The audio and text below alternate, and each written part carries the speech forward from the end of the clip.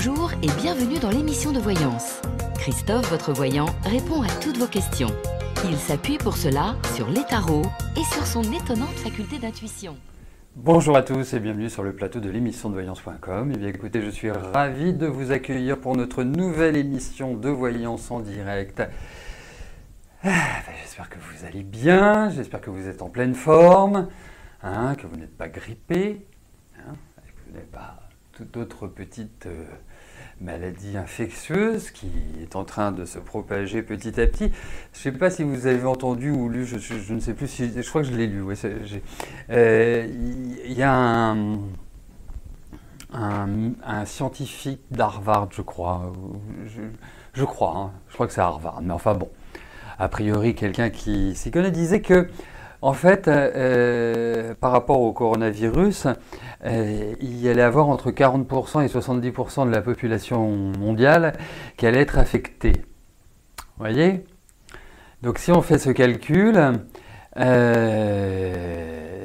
ça veut dire, je ne sais pas combien on est aujourd'hui, mais ça veut dire que on va être une bonne cinquantaine, voire plus, à être, voire entre 50 et 80 à être infectés. C'est une bonne nouvelle, non? Vous ne trouvez pas? C'est sympa. Donc, écoutez, nous verrons bien. Ça, c'était pour mettre un petit peu d'ambiance pour commencer une émission dans la joie, la bonne humeur, voilà, d'être en pleine forme. Bon, allez, restons positifs, continuons à vivre, continuons à avancer et on verra bien. Allez, je commence tout de suite par la question. Non, pas moi, puisque moi je vais rester confiné dans mon studio, comme ça je pourrai toujours être en forme et autres. Bah, bien sûr, je ne suis pas à l'abri. Mais ça, vous le saurez vite, parce qu'il n'y aura plus d'émission. À moins que je le fasse depuis un lit d'hôpital, mais bon. Allez, commençons par la question de Catherine. Que vois-je au niveau de la santé de Fabio?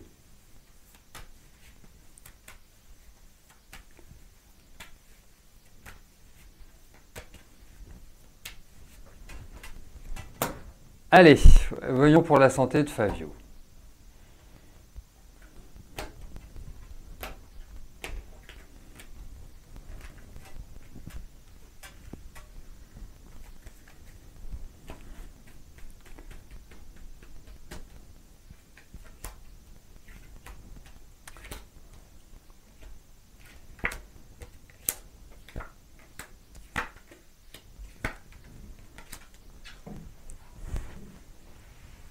Bon, mais je trouve, juste pour revenir là-dessus, c'est ça que je voulais vous dire, c'est que qu'un scientifique dise qu'entre 40 et 70% de la population va être touchée par ce virus, je vois pas l'intérêt d'apporter une telle information. Ça peut créer juste un vent de panique, juste ça, on se dit ok, bon, en plus... Il semblerait qu'il y a plusieurs formes. Enfin, voilà, faut essayer aussi de dédramatiser. C'est sûr que dans les grandes villes comme Paris, Marseille et les autres grandes villes en France, on a beaucoup plus de chances d'être touché. Voilà, que si vous habitez en pleine campagne. Ou alors, enfin moi, c'est que vous n'avez pas de bol. Mais voilà, je pense que. Faut pas créer de la panique comme ça. Faut dire les choses, mais voilà, quand elles sont factuelles, quand elles sont réelles, voilà, 40 à 70%. Voilà, c'est comme si je disais entre 1 et 97%. Voilà. Donc avec ça, on est bien servi. Bref, venons-en à Fabio et à sa santé que je ne trouve pas extraordinaire. il peut même y avoir un petit risque d'intervention chirurgicale ou d'opération. Il y a quand même l'idée du médecin, donc pour moi il y a quand même l'idée d'un suivi. Je trouve qu'au niveau physique, c'est pas évident. Enfin, au niveau de l'ossature, tout ce qui est muscle, c'est pas évident.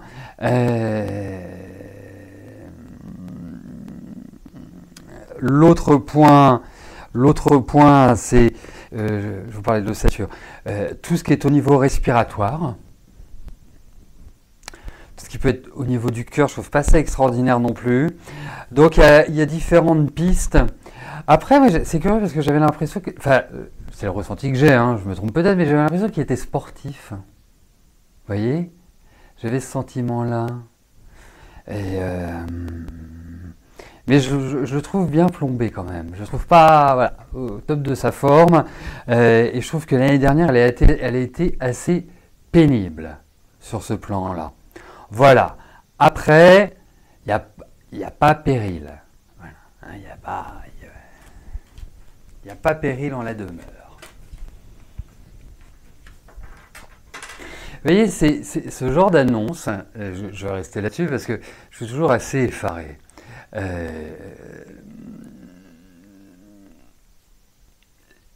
C'est comme ce matin, après mon cours de numérologie, voilà, je discutais avec les élèves et puis il y a une élève qui dit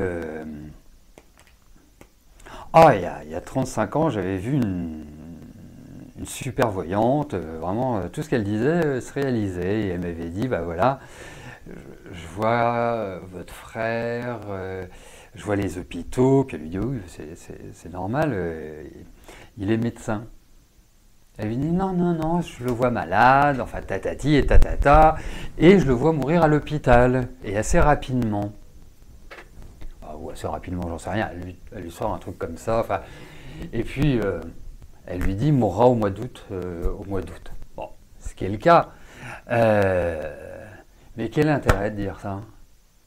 Quel est l'intérêt de dire à quelqu'un, je ne sais pas, votre mari, votre frère, votre fils, votre fille, votre chien, votre grand-père, ça présente aucun intérêt. Hein, c'est vraiment, voilà, et c'est du même ordre. Hein. Il y a des choses qui doivent rester dans le domaine, voilà, de l'instant présent et pas de la projection. Voilà. Voilà, tout simplement. Donc, ces gens comme ça, je ne sais pas ce que ça leur apporte de dire ça, mais de ne pas avoir la conscience, de se dire, bah oui, mais ça peut créer un trouble, ça peut créer une psychose, ça peut créer des tas de choses. J'ai d'autres histoires comme ça hein, là-dessus, mais celle-là est toute fraîche, puisqu'elle date de tout à l'heure. Mais ouais, je suis dubitatif, quoi. Dubitatif. Allez, on continue.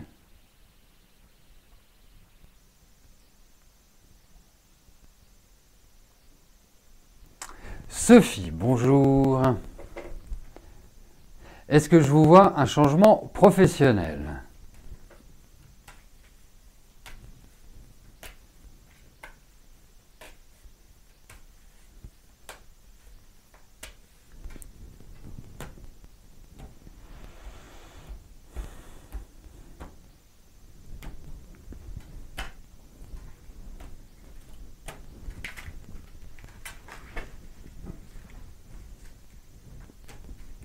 Allez, Sophie, voyons pour votre travail.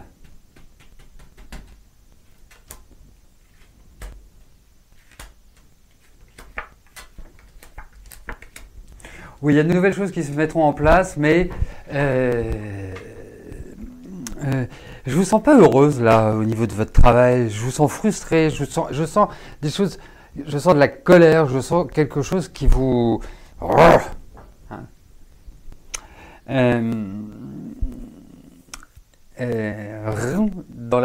C'est une vieille tradition, c'est un vieux langage datant des Sumériens ou des Chaldéens, je ne sais plus, qui veut dire que vous avez de la colère.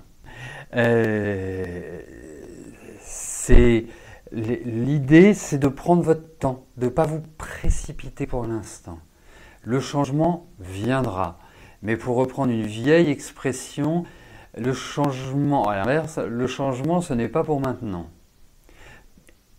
Essayez peut-être sur cette période de vous libérer un peu la tête de cet environnement professionnel, parce que je trouve que même au sein de la structure au sein de laquelle vous évoluez, eh bien, je trouve que c'est pas la joie. Hein. Il y a vraiment l'idée d'une réorganisation, mais vous allez vers de la nouveauté. Donc, observez, soyez plus dans l'analyse. C'est un peu les échecs, vous voyez, le jeu d'échecs, l'attitude à adopter. Mais vous allez vers quelque chose de nouveau. Alors, je ne suis pas certain que ça se matérialisera cette année. Je ne suis pas complètement certain. Mais il y a un bol d'air qui arrive. Il va peut-être falloir patienter un peu. Mais en tout cas, il y a une grosse réorganisation et je ne vous vois pas forcément poursuivre là où vous êtes, enfin dans les conditions telles qu'elles existent au moment où nous nous entretenons,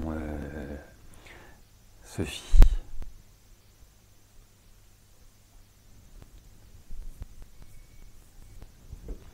Sabine, bonjour.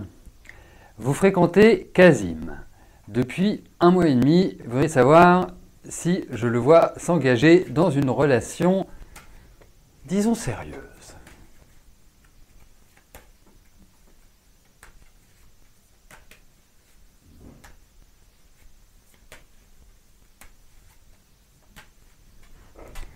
Allez,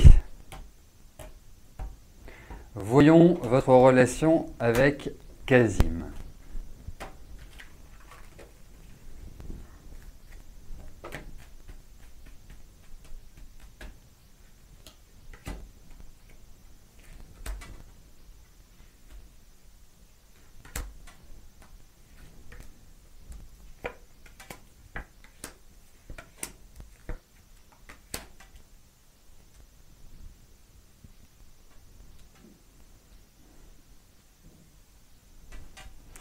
En fait, moi j'ai l'impression que vous aimez bien papoter avec lui, enfin, vous aimez bien discuter avec lui, enfin, je dirais presque. Alors, lui, c'est pas non plus la personne à s'épancher, à mon sens. Hein. Il y a plutôt du quant à lui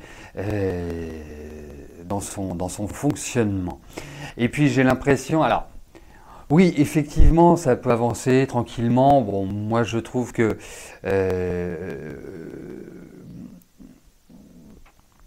qu'à priori de bonnes bases. Je trouve également que Kazim a peut-être des responsabilités sur le dos, des choses qu'il doit assumer qui ne sont pas forcément faciles. Ce qui est bien aussi dans vos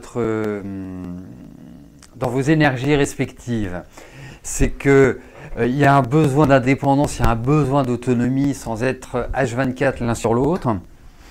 Donc ça me paraît être plutôt bien, puisque vous avancez dans le même sens. Après, je vous dis, pour moi, il y a un poids familial pour Kazim. Il y a un poids qui est en lien avec des responsabilités, avec des choses qui nécessitent qu'il y consacre du temps. C'est mon impression. Après, j'ai pas de contre-indication, mais je pense.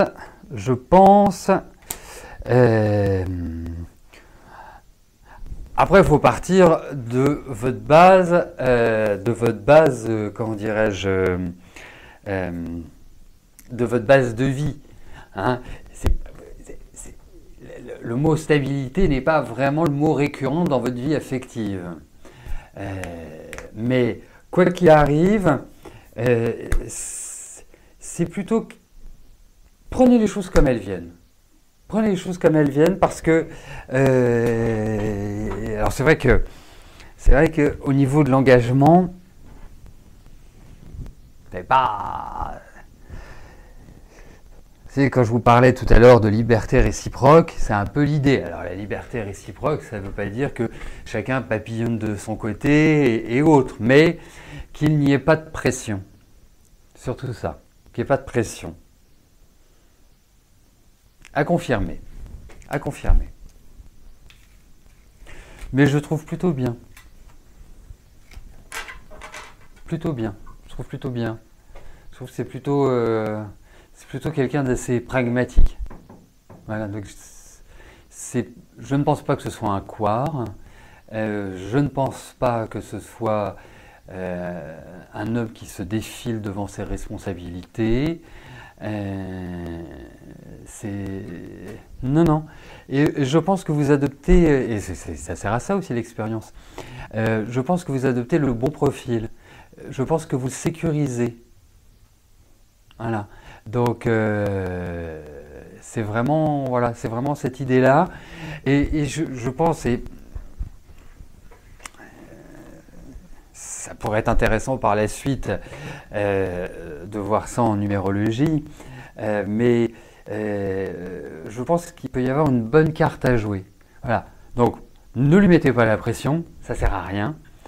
Ayez dans votre tête que la liberté réciproque est un point essentiel et qu'il y a quand même un poids familial. Donc, c'est pas l'évidence, mais de vous à moi, vous n'aimez pas trop la facilité, donc ça tombe plutôt bien.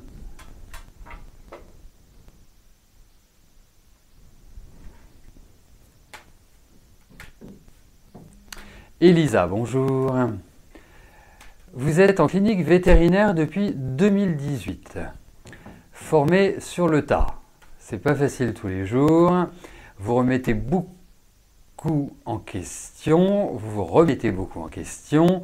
De plus, vous souhaitez déménager en Bretagne avec votre amoureux. Que vois-je pour vous sur le plan professionnel si vous continuez dans cette branche ailleurs ?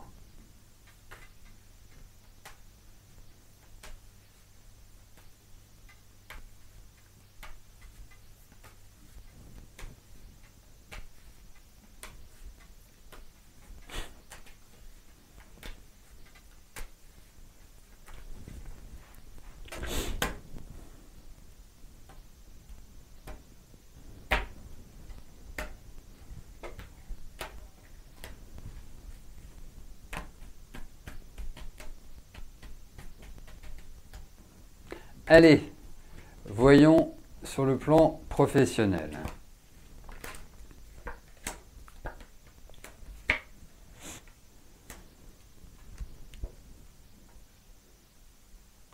Et vous avez 25 ans.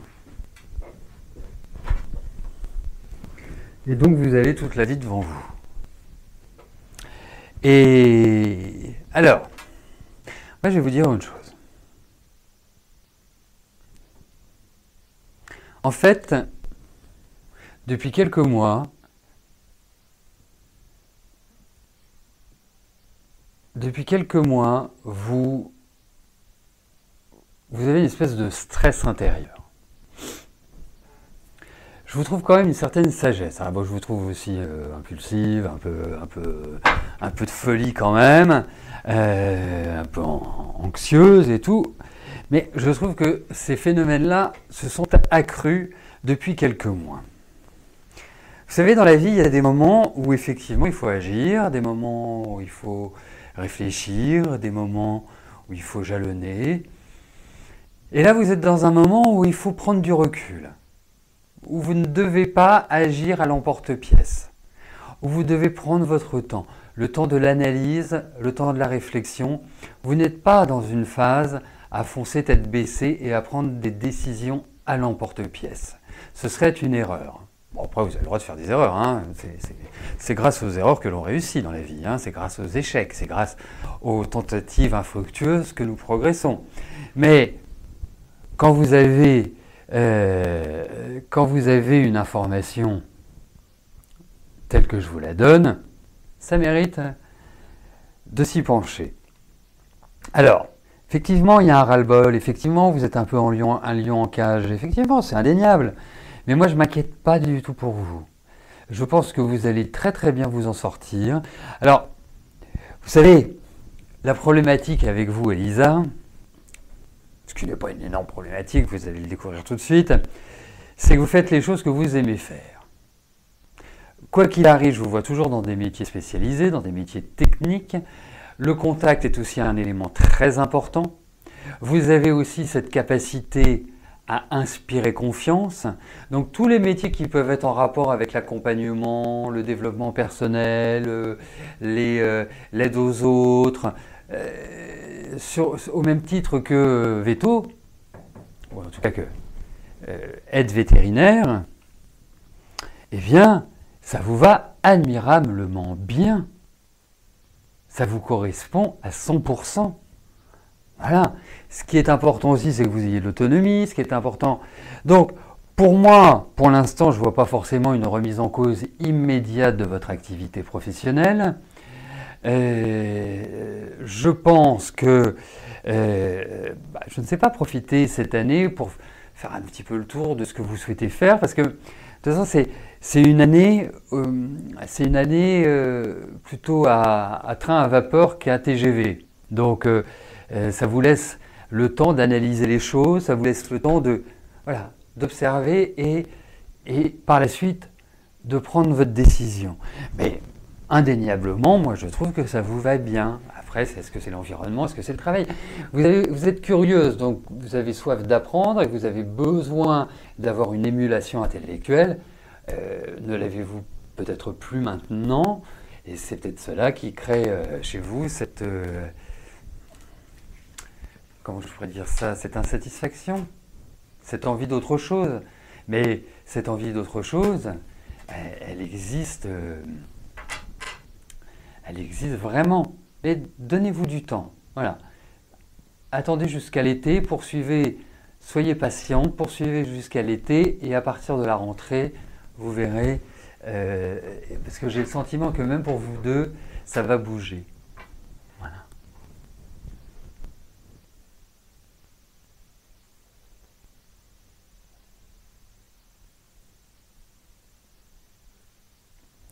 Sophie, bonjour. Il y a un an, vous avez subi une intervention chirurgicale prothèse aux 2 épaules. Vous avez toujours des douleurs aux épaules et à toutes vos articulations et musculaires. Vous êtes très fatigué. Que vois-je?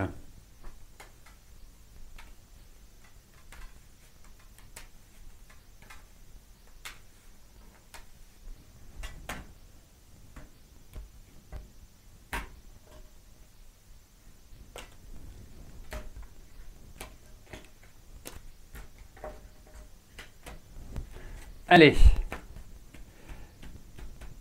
voyons pour vos épaules.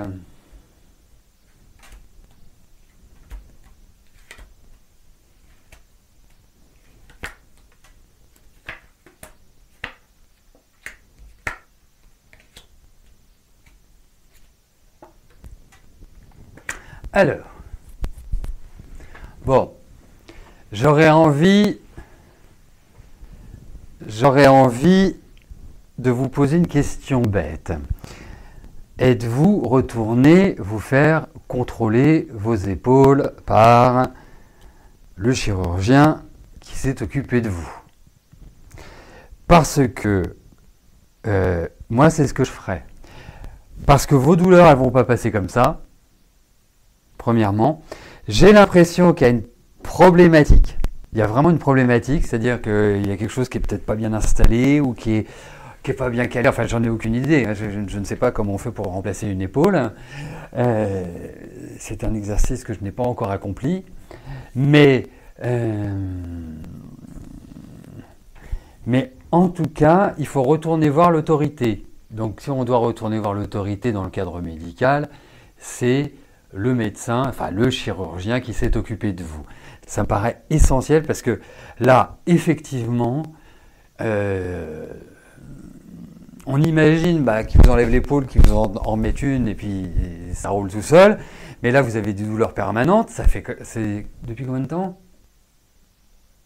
Ça fait 1 an. Je sais pas, ils ont oublié quelque chose, ils ont oublié un outil, ils ont oublié un instrument, ils ont oublié... là, vous souffrez. Et c'est vraiment, ce qui est exprimé dans les cartes, c'est vraiment de la souffrance permanente. Voilà. Que chacun s'imagine avec une douleur continue, incessante, et ben c'est ce que ressent notre amie Sophie. Donc, non, il y a des choses qui sont à faire. Mais là... Là, c'est pas parce que vous irez vous faire masser, c'est pas parce que vous allez prendre du calcium marin que ça va rétablir la situation. Là, je pense qu'il y a un problème vraiment interne, ce qui n'est pas en lien avec voilà, qui n'est pas en lien avec une problématique autre que les prothèses.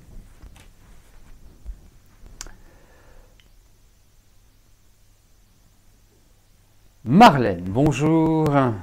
Est-ce que je vois un changement de région rapide pour Jacques et vous?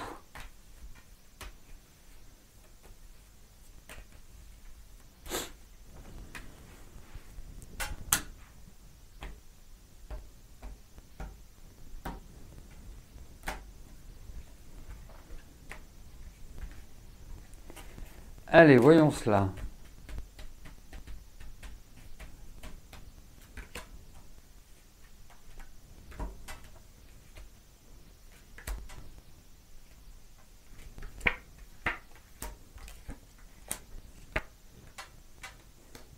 Alors, rapide, je ne suis pas certain. Je ne suis pas certain de la rapidité. En revanche, qu'il y a un mouvement, qu'il y a un changement, c'est indéniable.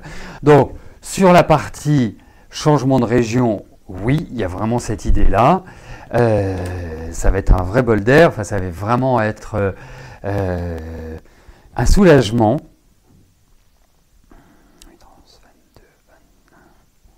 Alors, ça ne veut pas dire non plus que je ne sais pas, si vous êtes dans le nord, vous allez dans le sud. Vous voyez, ça peut être à proximité de là. Mais effectivement, alors en revanche, je pense qu'en amont, il y a quand même des questions de papier. Alors je ne sais pas si vous louez, si vous avez une habitation, si vous êtes propriétaire et autres, parce qu'il y a quand même l'idée de démarche légale, de démarche officielle qui ressortent.